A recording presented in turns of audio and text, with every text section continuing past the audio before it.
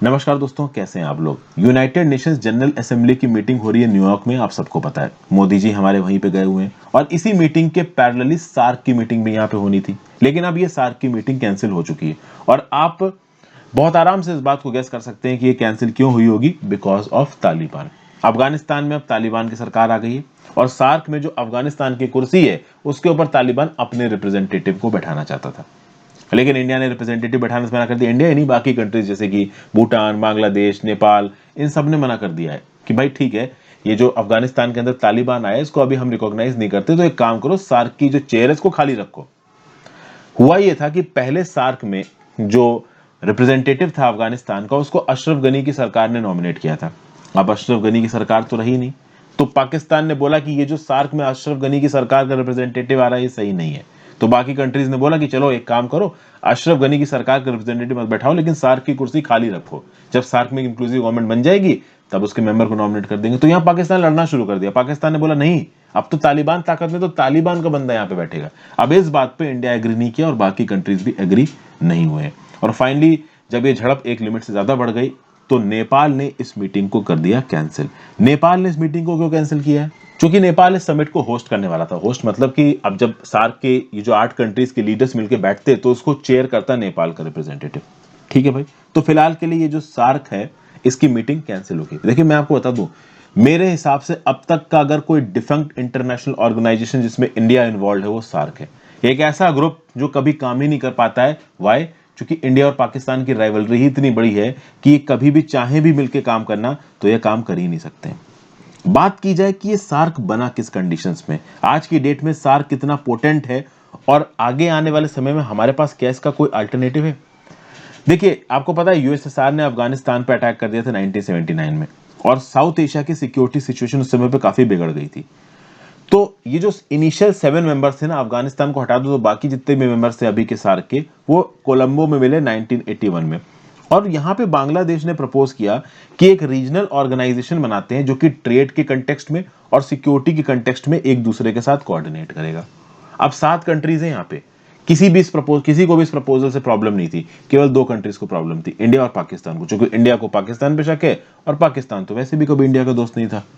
लेकिन चूंकि बाकी 5 कंट्रीज आपकी बांग्लादेश, भूटान, नेपाल, मालदीव्स ये सब प्रेशर डाल रही थी, श्रीलंका ये सब प्रेशर डाली थी, तो 1983 में जब ढाका में समिट हुआ तब 5 अदर नेशंस के साथ मिलके इंडिया और पाकिस्तान ने साइन किया declaration on south Asian association regional cooperation और इससे ऑफिशियली फॉर्म हुआ आपका सार्क।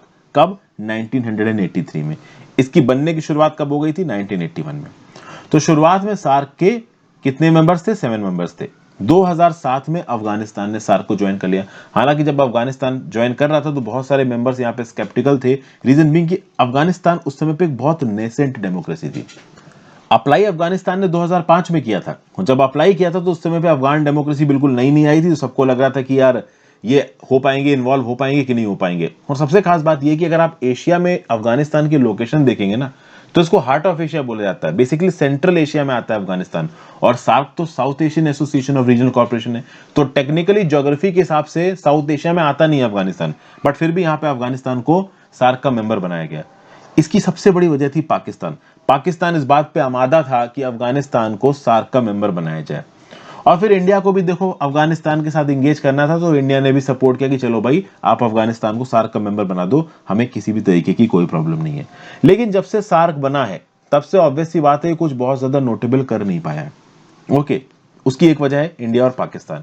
इनफैक्ट जो आखिरी सार्क की समिट हुई थी, 18वीं समिट, वो 2014 में हुई थी और उसके बाद 19वीं समिट 2016 में थी, लेकिन वो कैंसिल हो गई। रीजन बीइंग कि उरी टेरर अटैक्स हो गए थे और उरी टेरर अटैक्स करवाए पाकिस्तान ने थे, तो उसके चलते मीटिंग वगैरह कैंसिल हो गई और उसके बाद से लेके अब तक सार्क बिल्कुल डिफंक्ट हो चुका है। थोड़ी बहुत सक्सेस मिली है, समय समय पे इनके रिप्रेजेंटेटिव्स मिलकर एक दूसरे के साथ बातचीत करते हैं, इंडिया और पाकिस्तान एक दूसरे के साथ लड़ते रहते हैं। इनफैक्ट सार्क के हेड के अंदर इंडिया ने पाकिस्तान को छोड़ के बाकी कंट्रीज के साथ मीनिंगफुली इंगेज करने की कोशिश भी की है, उनको मदद भी करी है कोविड-19 क्राइसिस में, उनके पास वैक्सीन तक पहुंचाई है, सब कुछ हुआ है यहाँ पे।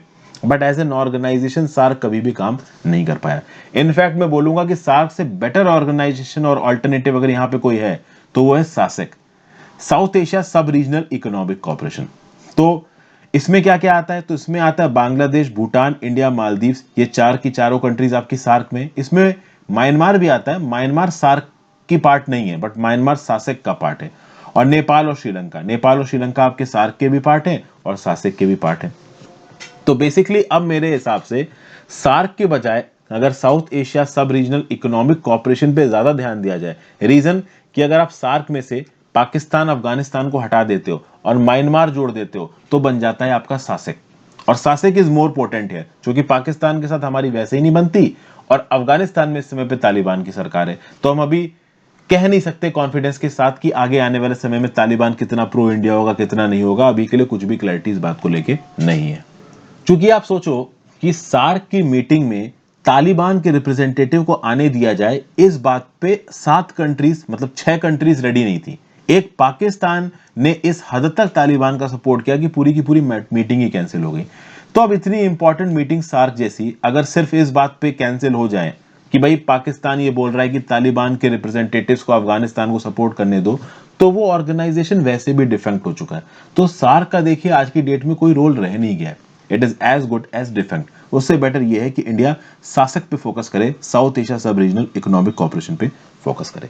तो एक छोटा सा एनालिसिस था, आई होप आपको पसंद आया हो। वीडियो को लाइक और शेयर किए बिना मत जाइएगा, ज्यादा से ज्यादा लोगों के साथ इस वीडियो को शेयर करें। आप अपने व्यू पॉइंट नीचे कमेंट बॉक्स में दे सकते हैं, इंस्टाग्राम पे फॉलो कर लीजिए और हो सके तो ज्वाइन बटन दबाइए। Have a great day friends, goodbye, take care.